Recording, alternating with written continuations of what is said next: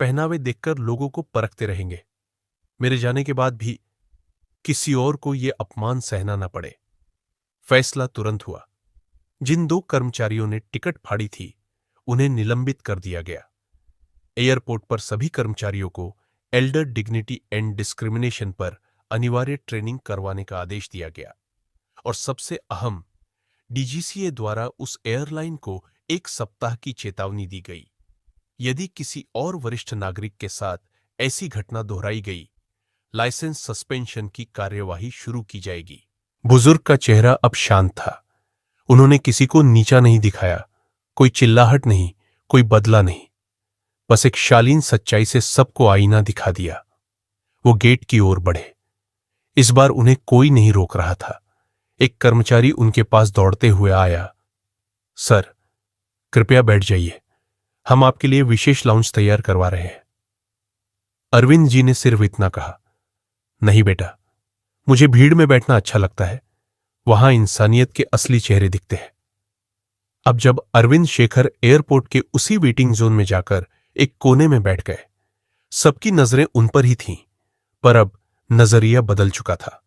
कुछ लोग मोबाइल में उनका नाम सर्च कर रहे थे, कुछ पूछ रहे थे, ये हैं कौन, और जो सर्च कर पा रहे थे, उनके चेहरे पर चौंकाहट साफ थी।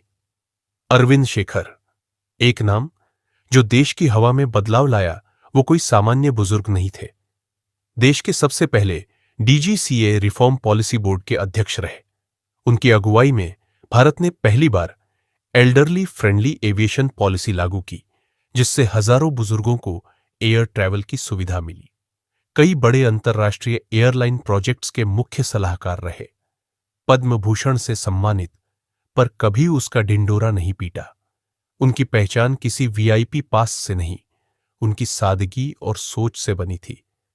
क्यों लौटे इतने सालों बाद?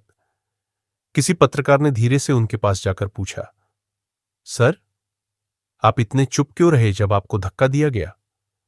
अरविंद जी ने मुस्कुराते हुए कहा, कभी किसी एयरपोर्ट पर मैंने वर्दी पहनकर आदेश दिए थे। आज उसी एयरपोर्ट पर मैं आम आदमी बनकर अपमान झेल रहा था। मैं जानना चाहता था, क्या हमारे बनाए कानून सिर्फ फाइलों में है या दिलों में भी? उनकी वापसी का मकसद क्या था? वो एयरलाइन उनकी पुरानी पेंशन फंड कंपनी में इन्वेस्टर थी। आज वो वहां सिर्फ यह देखने आए थे, क्या इस देश में अब भी बुजुर्गों को इज्जत मिलती है? उनके अनुभव ने सिखाया था, किसी सिस्टम की ताकत उसकी तकनीक में नहीं, उसकी संवेदनशीलता में होती है। जो दिखता है वही सच नहीं होता।